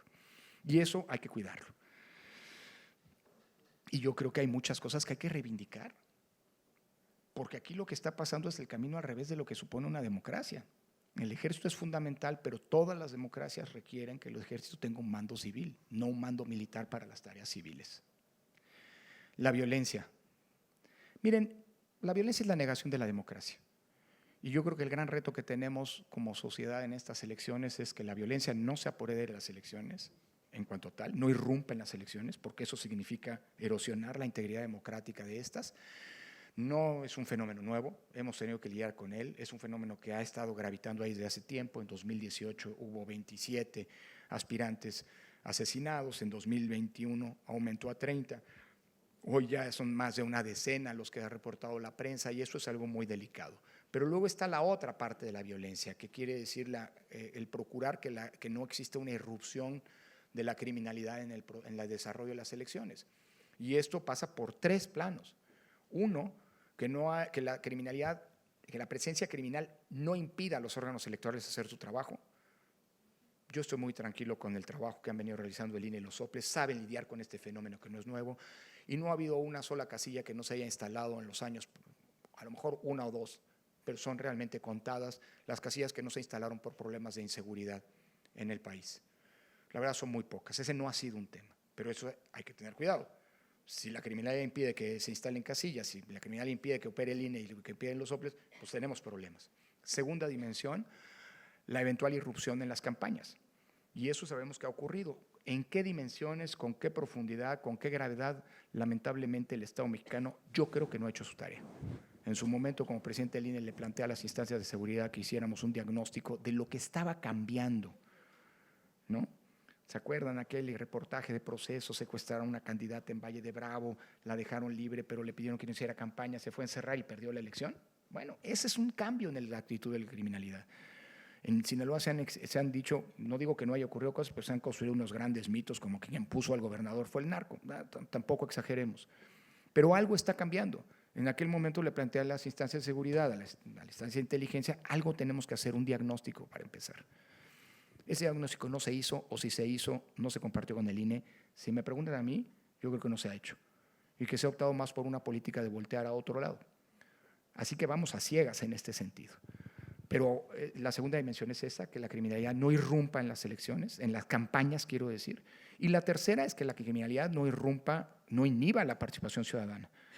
Aunque aquí como ciudadanas y ciudadanos tenemos una responsabilidad, nadie dijo que fuera fácil, sobre todo en un Estado que está quejado por la violencia criminal como lo es este, entre muchos otros. El día en que los ciudadanos, por miedo, no vayamos a votar, ese día, ¿se acuerdan de quién? Aunque pueda ser justificable, nos volvemos responsables de la erosión de nuestra democracia. Y sí, pues implica también un acto de coraje, de valentía. Entonces, ¿qué van a decir? ¡Ay, qué fácil! No, pues que es así. Es que si no, entonces entreguemos el país y se acabó. Es que no podemos nosotros mismos renunciar a un derecho fundamental que es decidir nosotros quién nos va a gobernar y quién nos va a representar. Ni siquiera la violencia. Y ojalá estas elecciones tengan una participación tan copiosa como la que han tenido las que son nuestro paradigma de participación ciudadana, que son las elecciones de 1994, en donde por otro tipo de violencia, el STLN, el asesinato de Colosio, que había irrumpido en la política, la gente salió a la calle y fue a votar en lo que fue interpretado como un voto de no a la violencia. Hoy la violencia es distinta. Hagamos de una participación copiosa también una manera democrática de decirle no a la violencia. No vamos a permitir que ninguna violencia nos arrebate la democracia. Y luego, ¿qué más? La última era lo del INE. No, aquí anoté INE y no sé ya ni qué del INE. No te preocupes. Si quieres, pasamos a una más. Bueno, que venga, además, sí. de hecho, ya has contestado algunas de las que Bueno, venían, ya. entonces eso ayuda muchísimo. Por ejemplo, hay una pregunta por aquí que decía que pues, hay mucha gente con apatía para ir y formar parte de las elecciones, para Claro. votar o para ser funcionario de casilla. Ya de alguna manera pues, nos has hablado de que los jóvenes están… Miren, pero no solo por los ahí, jóvenes, ¿eh? Históricamente, este no es un fenómeno nuevo, perdón, nada más doy un dato. El número, acuérdense que lo que el INE hizo fue sortear 13% del listado nominal. Es decir, son 13 millones prácticamente de ciudadanos los que hoy están visitándose. De ahí el INE va a necesitar a cerca de 2.800.000, porque lo que el INE hace es 2 millones, 3 millones, porque lo que el INE hace es, la ley le pide que tenga 1,5 millones, 1 millón de que van a estar en las casillas y medio millón de reserva, de suplentes, pero el INE siempre busca tener el doble. Y en los hechos el INE siempre acaba teniendo un ejército cívico de reserva del orden del 230% de los que necesita. O sea, son siempre más del doble. Cierto, hay que trabajar, es un riesgo, pero afortunadamente la ciudadanía, vuelve a insistir, responde. No solo los chavos, sino también la ciudadanía en general. Perdóname, ya te interrumpí. Súper bien. Bueno, por último, te comento que hay dos preguntas, que una tiene que ver con las instituciones.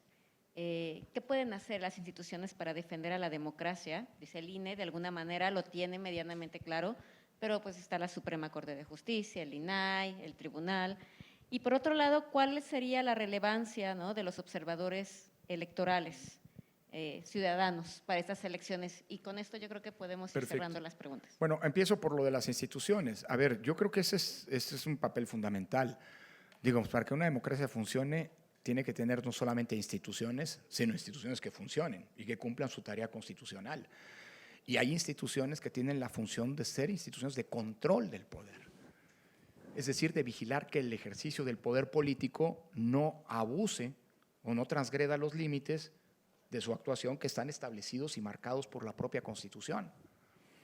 Y en ese sentido, pues hay instituciones que inevitablemente pues, están llamadas a tener una función mucho más protagónica cuando tenemos un poder avasallante, como algunos han venido diciendo. Y yo lo que digo es, alguna colega jurista en algún momento dijo que había dos modelos, perdón que remita a esto y en una cuestión más personal, pero dijo en un noticiero, pero lo dijo públicamente, lo dijo en un noticiero, en el noticiero de Gaby Marketing, Ana Laura Magaloni, colega, digo, tampoco voy a hacerme, ¿no? Y no está aquí, así que no voy a hablar mal de ella, nada más voy a decir algo que dijo, ¿no? Después invítenla y digan que ya me invitan a una polémica, aquí si hay necesidad, no, somos amigos, pero ella en algún momento dijo que había dos modelos de enfrentar un poder avasallante como el que representa el actual gobierno. Dos modelos institucionales. Uno era, dijo, palabras más, palabras menos, así que le voy a echar un poquito de salsa a mis tacos, pero bueno, perdón, invítenla ya para que corre. Pero dijo algo así como que había una manera que era nunca romper el diálogo, tener una interlocución franca, directa, tratando de convencer, ¿no?, al presidente y no entrar en una lógica de confrontación, que era el modelo Saldívar, y otra que era el modelo Córdoba, que era agarrarse a trompadas, pues para decirte en pocas palabras, y no deje entrar y no escatimar en la confrontación. A ver, yo se los digo así, el INE jamás pretendió confrontarse, y el INE jamás detonó un agravio o una acusación hacia el gobierno, al contrario, pero no dejó pasar una, eso sí, no dejó pasar una. El INE es el órgano más caro del mundo, no es cierto, aquí están los datos. El INE, el sistema electoral es el más caro del mundo, no es cierto, y aquí están los datos. El INE trabaja para la oposición, pues no es cierto. Bueno, a mí me acusaron de ser obradorista y de militar en favor de López Obrador como presidente del INE antes de 2018. Bueno, luego la mente es muy breve, ¿eh? ¿Por qué no bajaron la memoria es muy breve, ¿por qué no bajaron a López Obrador de los spots cuando apareció en Morena? Pues porque era el presidente del partido y la jurisprudencia dice que el presidente del partido tiene derecho a aparecer en esos spots. Si tiene derecho, ¿por qué demonios los vamos a bajar? ¡Ay, es que están dando una ventaja indebida! Luego Ricardo Anaya se volvió presidente del partido y también apareció. Bueno, pues está bien.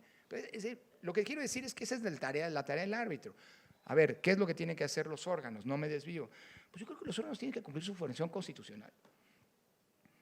Y si la Constitución o las leyes electorales dicen que a un aspirante a una candidatura, a un precandidato, que dice que no hizo actos de precampaña y no presenta su informe de gastos de precampaña como lo establece la ley, y el INE descubre que sí hizo actos de precampaña y sí hizo gastos, pues entonces le cancelas el registro, no porque seas mala onda, sino porque es lo que dice la ley.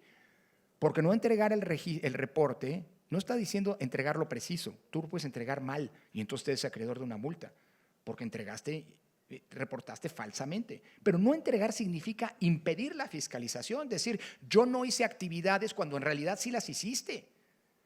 Es algo mucho más grave. Y si la ley dice que le quitas el registro, pues le quitas el registro o se lo cancelas. Y si se llama Félix y se enoja, pues se enoje Félix. Pues esa es la tarea de la ley. Y si te amenaza, pues nomás no te dobles. Ah, ¿quieren saber dónde vive el presidente del INE? Vamos a ir a ver dónde vive el presidente. Pues vengan. Es decir, es lo que creo que lo que pasa. Porque entonces si las instituciones de control son rehenes del poder. Bueno, por cierto, hace 2 semanas, hablando de lo que tenemos que hacer como ciudadanía, pasó de noche. Hace 2 semanas, 40 y tantos candidatos no presentaron reporte de gastos de precampaña, hicieron gastos de precampaña y los cachó el INE y se les aplicó una sanción monetaria. Es decir, van a aparecer en la boleta. Yendo en contra de lo que hace 3 años había sido el precedente inmediato y de la sentencia del tribunal que validó en su momento lo que dice el INE. O sea, estás viendo, es una decisión que fue en contra de lo que dice la ley y en contra de lo que dicen los precedentes judiciales. O sea que si este INE hubiera estado en su total integración en 2018, pues probablemente Félix sería gobernador del estado de Guerrero. Pues sí. En fin, no estoy, con esto no quiero decir que estoy criticando al INE. O sea, yo creo, vuelvo al tema que les decía antes, a las instituciones hay que defenderlas, pero eso no significa darles cheques en blanco. Y hay que acompañarlas de manera crítica, porque yo sí creo que eso es un problema. ¿Por qué? Porque el día después, si gana el oficialismo, habrá quien va a decir ese INE estaba doblado, aunque no lo esté. ¿Sí me explico? O sea, por eso la mejor manera de cumplir la función de los órganos del control es hacer lo que dice la ley. Punto. Y si no les gusta lo que dice la ley, cambien la ley, pero pues eso es otra historia. Entonces, yo sí creo que esto es algo, o sea, los órganos son importantísimos y para defender, ¿cómo pueden defender la democracia los órganos de la democracia? Pues cumpliendo con sus funciones. Y sobre todo los órganos de control y los órganos de arbitraje, que son órganos que van a tener que ser exigidos cuando tienes poderes avasallantes. Una cosa más, creo, y en eso insistí mucho cuando estuvimos en el INE, que estos son tiempos, los tiempos de posverdad. Ya les decía que uno de los grandes problemas es la desinformación, etcétera. Bueno, que en estos tiempos todos los órganos públicos están obligados a darle tanto peso y atención a las oficinas técnicas, pues de las que depende su función constitucional. Si un órgano no cumple con las funciones que tiene por ley, pues no sirve. Pero del mismo modo hay que darle atención a las oficinas de comunicación social. Es decir, hoy los órganos del poder, los órganos públicos, están obligados a hacer pedagogía, a hacer explicaciones, porque nos enfrentamos a narrativas muy potentes de desinformación. Y la desinformación no se combate con regulaciones, creo yo. La desinformación se combate con información. Y si hay que recurrir a mecanismos que a mí me paraban los pelos de punta, como el TikTok, a mí cuando me dijeron que el INE tenía que abrir una cuenta de TikTok, yo dije, híjole, mi hija es tiktokera, entonces dije, no puede ser. No hay otro modo, no hay que entrarle. Bueno, no les digo cuál era mi juicio del TikTok, incluyendo el de mi hija en este sentido, ¿no? O sea, pero no era el mejor. Bueno, hoy el INE tiene la cuenta institucional de TikTok más grande, más exitosa como cuenta institucional de todo el continente americano. Entonces hay que aprender a comunicar, en fin, creo que esa es una cosa muy importante. Entonces, no solamente es hacer tu trabajo, sino también explicarlo. porque enfrente tienes poderosísimas narrativas que paradójicamente hoy vienen de quienes se han beneficiado de la existencia de las condiciones democráticas, es decir, vienen desde el poder, que buscan desmantelar desde dentro del poder, habiéndose beneficiado, insisto, de esas condiciones democráticas, las instituciones de la democracia. Por eso, de nuevo, la metáfora aquella de la escalera, ¿no?, que no es nueva, por cierto, en el sentido de que nos hemos pasado 30 años construyendo una escalera cada vez más firme, cada vez más robusta, cada vez más sólida, para que quien tenga los votos pueda subir al primer piso. Y eso significa también que quien no tenga los votos y estaba en el primer piso pueda bajar por esa escalera del primer piso. Lo que no se vale es aprovecharse de esas condiciones para llegar al primer piso y desde el primer piso querer tirar la escalera para que nadie más suba. Es decir, y en ese sentido creo que las instituciones, en un contexto tan complicado como el que tenemos, tienen que hacer bien su trabajo, pero además tienen que saberlo explicar. Y la última era… Perdóname. No te preocupes. Tiene que ver con los observadores electorales. Perdóname, claro. Ciudadanos. Miren, los observadores es una figura fundamental. Hoy se cumplen, en esta elección quiero decir, se cumplen 30 años de que se reconoció en México la figura de la observación electoral, tanto la nacional como la internacional, que se estrenó en 94, y se ha convertido en una pieza indispensable de la integridad electoral. Tanto la nacional como la internacional. La figura de la observación es una figura distinta a la de la representación partidista. Es decir, tienen prohibido los observadores electorales hacer proselitismo político, por ejemplo. Pero es importantísimo porque es una figura que genera contextos de exigencia, tanto a las autoridades electorales como a los propios actores políticos. Porque un observador puede señalar cuando un actor político transgrede las normas. Del mismo modo, no es juez, no es que se sustituya a los órganos electorales, del mismo modo en que puede observar el trabajo de los propios observadores electorales. Y termino diciendo con una anécdota también la importancia de la observación internacional.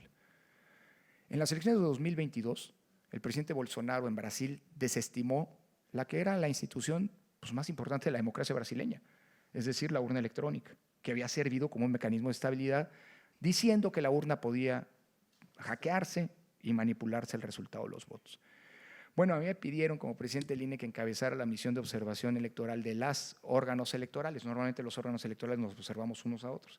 Y decidimos desde esa misión de observación internacional que nuestros técnicos, los del INE, los de Argentina, los de Colombia, los de Panamá, hicieran una auditoría al funcionamiento de la urna brasileña. Es decir, que no fuera un asunto nada más de los brasileños porque Bolsonaro descalificaba al tribunal electoral y qué sé yo, ¿no?, sino que fuera desde fuera.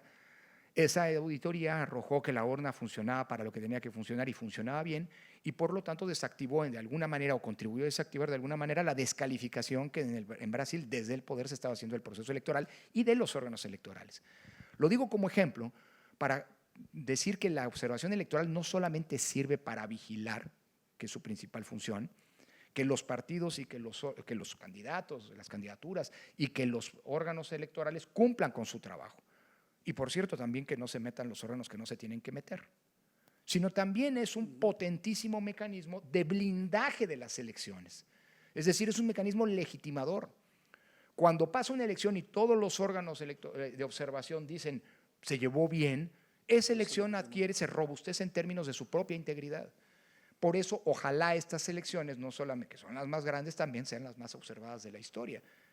Y comercial, el 20 de marzo se vence la posibilidad de que cualquiera de ustedes se pueda registrar como observador electoral a título individual o bien a título colectivo.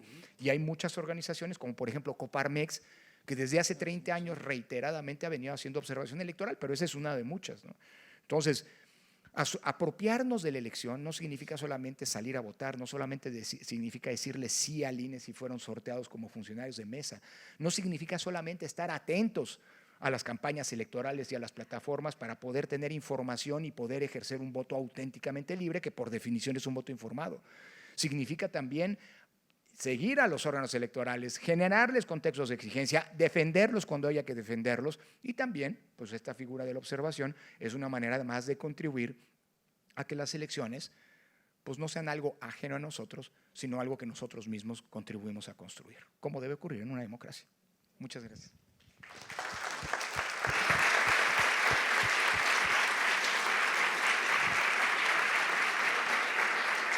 Muchas gracias, querido Lorenzo.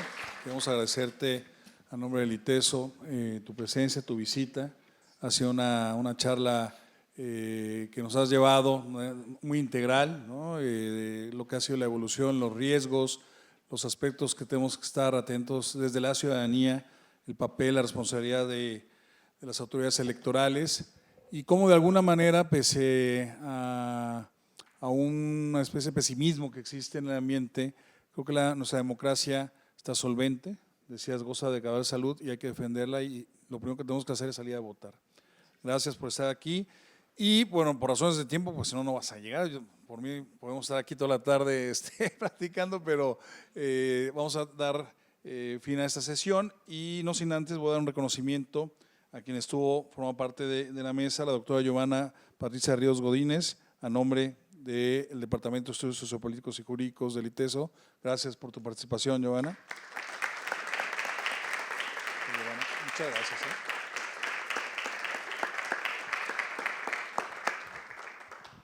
Y al doctor Lorenzo Córdoba Vianello por impartir esta charla Perspectivas Avanzadas, Retos Electorales 2024.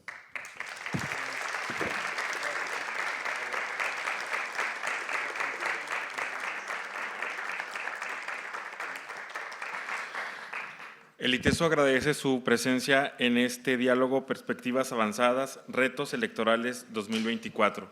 Los invitamos a pasar a un cóctel que tenemos preparados para ustedes en la parte de atrás del auditorio. Gracias.